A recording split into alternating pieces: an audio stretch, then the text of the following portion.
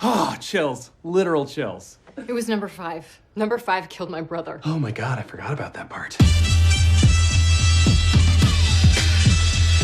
When The Last of Us Part 2 launched back in 2020, the reaction to it was incredibly divisive, as it was a very ambitious title that tried to tackle a lot with its darker themed story, and for some people it just didn't work. I've come to terms with Part 2, as I recently did a retrospective on the game, and at the end of that video I said that I was very intrigued to see how Season 2 of HBO's Adaptation would go about handling that game's story, with hopes that maybe the TV format could fix some of the narrative issues it had. What I don't think anyone expected was that Season 2, despite making a few decent changes here and there, would be far worse than the game in so many ways. And unlike the polarized reception to the game, the response to the show's drastic decline in quality seems to be unanimous across the board this time, even from people who loved the game. I should also quickly note that most of this review was written before the final episode premiered, as I didn't expect it to be an episode that would suddenly bring everything together and fix the narrative problems, because I'm familiar with the game's structure. I'll add my thoughts on the season finale at the end of the video, or I'll weave them into other parts of my critique depending on how bad it turns out. Oh boy, it was fucking bad. See, there's a sequel. It wasn't as good. Season 2 suffers from atrocious pacing issues, bizarre mischaracterizations, and like the writers have no respect for the audience's intelligence and patience. Even divorced from the source material, Season 2 is arguably worse than some of the lowest points of The Walking Dead. Like, I think I'd rather rewatch the fucking slog of a farm storyline than this. He's not going for it. We need live bait. Ah! It's over. It's over. It's not getting any better. This show's done. It's ruined. It's gone. There's no saving it. This is the most legitimate reason you could ever have for leaving the show entirely. Let's just repel the Asian kid down. Nothing could possibly go wrong. What if Glenn died? Glenn was a kind fellow, and through his extremely preventable death, he will always be remembered as someone who treated people very well. Now, while Neil Druckmann receives quite a lot of hate and criticism regarding this franchise, watching through this season confirmed my suspicion that he isn't really at fault for the show's severe drop in quality, or even the issues Season 1 had. That blame deserves to be aimed at showrunner and lead writer Craig Mazin. One thing I noticed when watching the promo interviews for the first season was that Neil basically said that almost all the changes made in the show were Craig's ideas, like making Sam deaf, which I felt was actually a detrimental change because it robbed his character of any agency in the story, and made him completely useless without Henry. Yes, Craig, A Quiet Place was a cool movie, I know. But it was still extremely evident that Neil was heavily involved in the adaptation process during Season 1, because despite it being a reinterpretation, it still felt like a faithful adaptation of the game where it mattered most. With Season 2, however, it's clear that Druckmann was nowhere near as involved, and that Craig Mazin is running the show, because holy shit is it clear that Mazin fundamentally does not understand the story, or the character of Ellie at all. And yes, I'm going to address Bella Ramsey's rather terrible performance this season as fairly as I can. And I must be honest, it's kind of hard to articulate concisely what the issue is with Season 2, because it's just a whole host of really poor writing decisions that cascade into each other. And I honestly think the mishandling of the story just got worse with each progressing episode. Craig? We have to tell the best television show that we can, but we also know that the whole point of telling The Last of Us as a television show is to honor The Last of Us. If you lose sight of that, then, yes, you will be properly screamed at. So he's an idiot. Now, before I start tearing apart this clusterfuck of a season, there are a few things that are genuinely quite good about this season. Pedro Pascal once again does a terrific job as Joel with the minimal amount of screen time he's given. I thought it was a great idea to show Joel and Dina spending time together, and the little misdirect at the start of the episode with the "Hey kiddo" line before seeing Dina was a nice bit of writing. And I liked the idea of Dina being on patrol with Joel instead, as this ended up fixing one of the more contrived plot points of the game, where Joel and Tommy casually revealed their names to a group of armed strangers. Having Dina unknowingly reveal Joel's name to Abby because she didn't know Joel had rescued her made a lot more sense, given how cautious and mistrusting Joel is characterized as being in both iterations of the character. Caitlin Devo gives a really great performance as this version of Abby, and she stood out as one of the better parts of this season, despite how little screen time she ended up getting. If you had told me 5 years ago that I'd be watching an adaptation of Part 2 where my reaction to the theatre scene was, Thank God Abby is finally here. I would have laughed and called you insane, but here we are. I didn't find her lack of physical resemblance to Abby all that distracting, and it was kind of funny and sad how Neil and Craig gave these long-winded rambles about why Caitlin doesn't match Abby's physicality, when I think we all know it's just because she's an incredibly busy actress and there was no time in her schedule to bulk up. Oh, it's funny. I have waited No, so... just shut the fuck up and do it already. Isabella Merced as Dina is probably the one shining light throughout this train wreck of a TV show. She brings so much charm and fire to the role of Dina, and I'm willing to go as far as to say she carries most of the show, both because she's a fantastic actress and because of how she's been written by Mazin. She inadvertently, I think, winds up feeling like the main character for most of the show. Which brings me to one of the biggest issues with Season 2, and where Craig Mazin seems to have a fundamental misunderstanding of the games, and that's with the characterization of Ellie, that bleeds into Bella Ramsey's extremely unconvincing performance as this character. She isn't awful all the time, but I did find it interesting that the one episode where she was fairly good was episode 6, that was written and directed by Neil Druckmann. There's no preparation for, well, I'm not very good at preparation for myself anyway. I don't really prepare, probably, at all, but as much as I should. Although, I think it kind of works, but, The core issue is that Mazin is still writing Ellie as if she's a child, which is why Bella is still acting like a child throughout most of the show. And for some reason he seems to think that Ellie is dumb and incompetent. Non-school oriented. fuck you, I'm in school, let me help. Ellie's super smart, what? The fuck? Characterization of Ellie being dumb is weird. Constantly throughout the show we see other characters highlight Ellie's incompetence, and Mazin seems to be reducing her character to that of a petulant child, while taking a lot of her personality traits from the game and then giving them to Dina. Dina is the one who knows how to plan a trip. Dina knows about surviving. Dina knows how to read maps. Dina knows how to count how many infected are in the area. Meanwhile, Ellie is apparently just a dumb idiot that runs in guns blazing, and yet isn't shown to be a particularly great fighter. Mazin seems to want to reduce Ellie to being this violent sociopath, as seen in Season 1 with her torturing that one infected. But it doesn't work because she isn't shown to be a particularly great fighter, again, unlike Ellie in the game. Like, why didn't she grab the gun off the WLF soldier? She could have done some serious damage with an assault rifle. Why didn't she grab the gun? Craig? Now, Ellie in the game definitely has a fiery nature to her personality, but she never came across as dumb like she does in the show.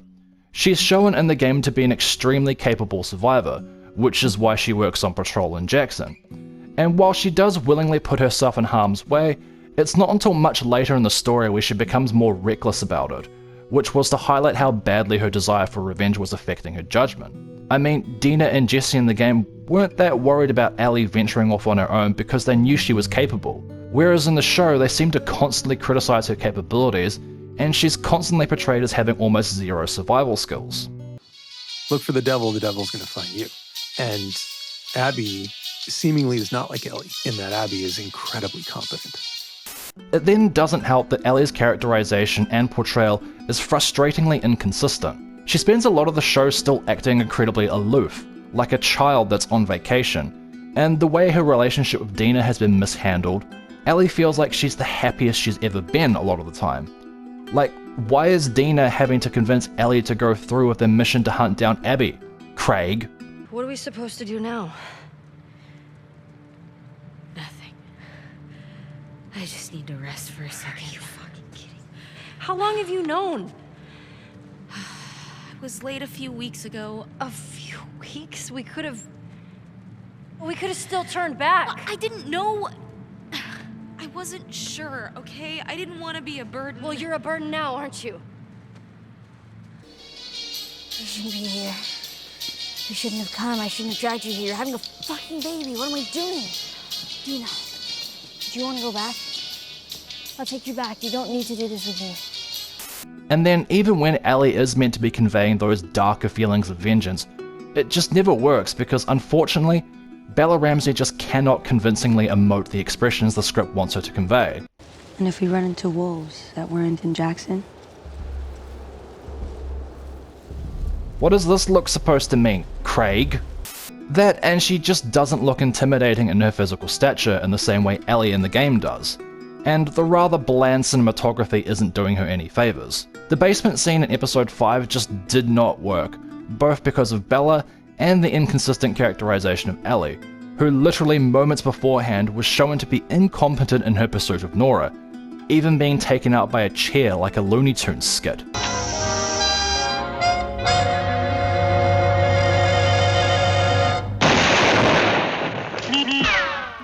The inconsistency in Ellie's character was made even worse in the last episode, and it really highlighted how Mason has no idea what the fuck he's trying to say about Ellie. The scene in the theatre with Dina was just genuinely confusing because this version of Ellie seemed more upset over the revelation that Joel killed Abby's dad, instead of in the game where it was clear that she was horrified by what she had done in order to make Nora talk, likely because she had probably already worked out why Abby killed Joel, or she just didn't care. In the game, Ellie seems to be trying really hard to be as emotionally disconnected from the violence she's committing, something that Joel had more or less perfected. But in this moment, we can see just from her body language and facial expressions that she's realizing that she's not like Joel, no matter how hard she's trying to be. The show's version has Bella play the scene almost devoid of any emotion whatsoever, almost as if to imply she was numb to the violence she had just committed and had become like Joel. And the writing throughout the season had been trying to convey how similar the two of them supposedly are. But this idea is contradicted like 5 minutes later when Ellie suddenly decides she cares about the scars, and Jesse had to stop her from engaging with the WLF that would have killed her. And Joel would have done the exact same thing Jesse did, and he would have said the same thing, that this wasn't their war to fight. You can't have it both ways, Craig. I must commend Craig though, because he managed to make Ellie genuinely unlikable this season, especially during her fight with Jesse, where she just came across as a hypocritical, petulant child. She seemed more upset that she had to watch Joel die, instead of actually being upset that he was gone. Ellie points out to Jesse, in a crucial moment, that this concept of community is the problem. I'm gonna tell you about my community. My community was beaten to death in front of me while I was forced to fucking watch. What Ellie had was Joel, and he was killed. That's who she cares about. And the idea that Jesse thinks he's special or better because he cares about his community is the problem. Oh my god, what are you talking about, Craig? Then in the last episode, they took what was Ellie's arguably most disturbing kill in the game, and then they turn it into an accident. Like, yeah, Ellie is horrified when she learns Mel is pregnant in the game too, but it felt so much worse because of how callously she had killed her. Ellie doesn't even seem fully committed to her desire for revenge, since she's shown as wanting to give up twice, and had to be talked back into it by Dina. They even took what would have been a perfect opportunity for Ellie to express her rage and grief in episode 3, but they gave that moment to Seth instead? What are you doing?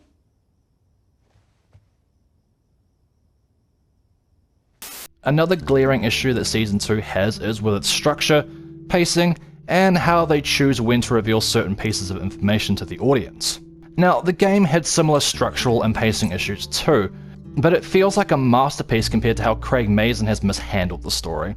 When Abby just fully revealed her motivations for killing Joel in episode 2, I was staring at the screen in disbelief that they would reveal such crucial information so early. The game deliberately withheld this for a long time to make you feel in sync with Ellie as she starts to care less and less about the why, every enemy in her path becoming a mere annoyance as she's consumed by her quest for retribution. The only way it made sense for me to reveal Abby's motive straight away was if they were going to weave her and Ellie's stories together more organically, going back and forth between perspectives regularly. That would have been an interesting idea, Craig. But no. Instead, the show decides to follow the structure of the game and focus primarily on Ellie, interspersed with these side stories focusing on the WLF and the Seraphites that are honestly really fucking boring, Craig. This was a similar issue the first season had. That whole Hunter storyline was a boring attempt at humanizing a faction that didn't really need to be humanized. Their role in the story was to be obstacles for Ellie and Joel, and highlight how dangerous the world is outside of the quarantine zones. I also said in my video on the first 2 episodes that having Jackson be attacked by the Horde felt like it added nothing but spectacle for the sake of it, and ended up damaging and undermining what was meant to be the weight of Joel's demise. With Jackson also being attacked, That loss loses so much significance because he may as well have just been another casualty in the Horde attack. They also ruin a lot of the story's tension by revealing things to the audience ahead of Ellie and Dina. In episode 3, which felt largely like filler, they introduced the Seraphites and established how they communicate with whistling, removing all the tension from the scene later in episode 5, since we as the audience are waiting for that whistle that means the group has been spotted. Whereas in the game, we organically learned about this with Ellie when she's ambushed in the woods.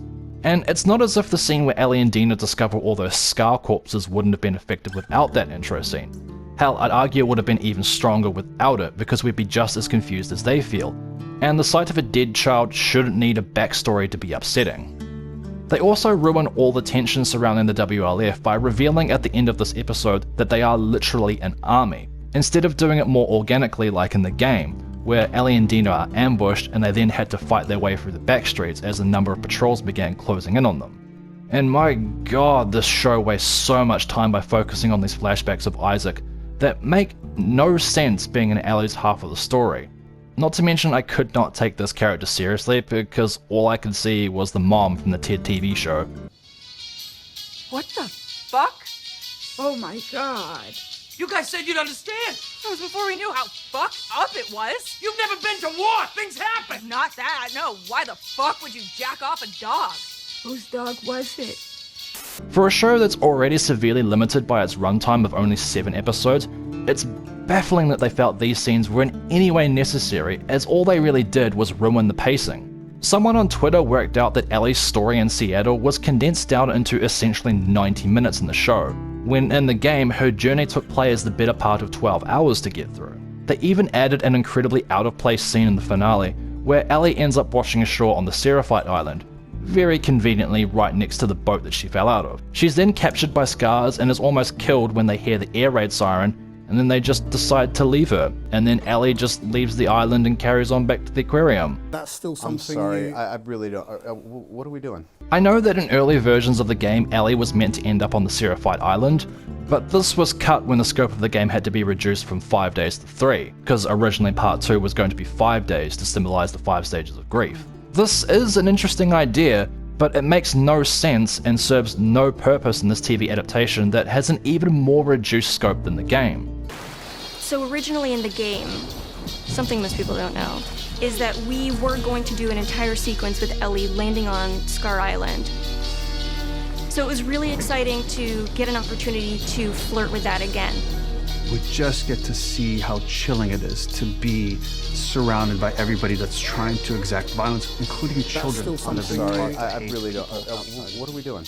Now, The Walking Dead had pacing issues too, but that was mostly just boring padding that a decent fan edit could cut out without compromising the overall story. That show managed to get away with veering away from the comics and then weaving back into them.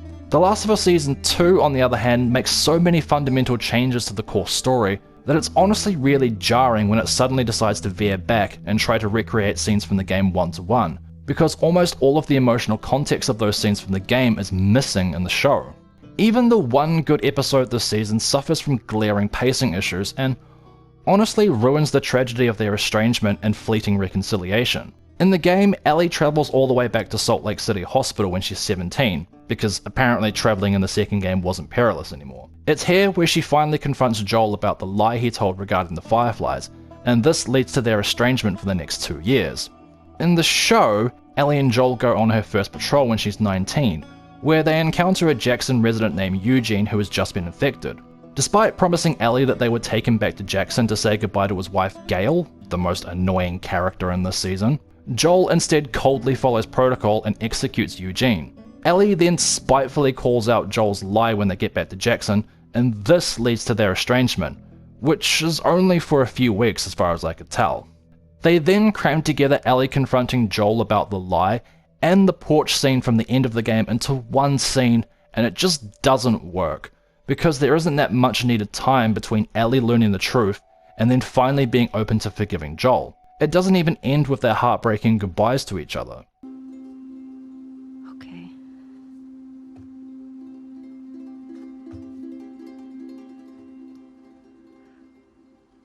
I'll see you around. Yep.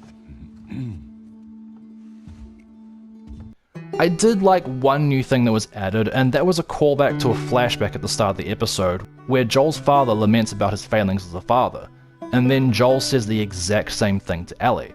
It was a powerful moment. You know, when it's your turn, I hope you do a little better than me. But if that day should come, if you should ever have one of your own, well then, I hope you do a little better than me. You know what you're doing sometimes, Neil. But they also ruined one of the better narrative devices in Ellie's story, where she plays the song Future Days at key points in the story. In the game, Joel plays this to her at the start of the story, and it becomes the anchor point of their relationship. There's a weight every time you hear Ellie play it after Joel is gone. Like, during this scene, Dina walks in on Ellie playing it and she brushes her off, and then she plays Take Me On to change the subject. In the show, she just plays Take Me On for no reason. The first time we even hear Future Days is in episode 5 when Ellie finally plays it, but there's no emotional context to it because we don't see the scene where Joel plays it to her until the next episode. And Craig originally wanted Ellie to play something else in this scene, and Neil had to convince him otherwise? Did you even play the game, Craig? And then, first of all, credit to Neil, because there were a lot of different options here. And I was sort of going down a different path of what Ellie would play. But Neil made a great argument that shorter is better, because we've already seen Ellie play a full song, and it's not like she's playing to anyone here. And that this phrase would have a deeper meaning. And that was absolutely the right call on both sides of it. So he's an idiot. There is a lot more that I could say about this train wreck of an adaptation, and I'm sure people out there are going to do video essays much longer than this on how badly Craig Mazin butchered the story. What do you mean you need 3 seasons now, Craig? It's almost impressive how drastic a drop in quality this season has been, especially compared to season 1 that most people seem to love, but it feels like even people who didn't play the game hated this season too. There wasn't much that worked, outside of some good performances from pretty much everyone except Bella Ramsey, which I hate to say, although I don't even think that Kaylee Spaney would have been able to save the god-awful handling of Ellie's characterization. Probably would have been a lot more emotive though. I have very low expectations for season 3 now, but it will probably be a lot more watchable with Caitlin Dever helming the show instead, even if the writing is as terrible as this season. So yeah, this has been my thoughts on The Last of Us Season 2. I was never a particularly huge fan of the game, but it honestly feels like a genuine masterpiece now when compared to this so-called adaptation.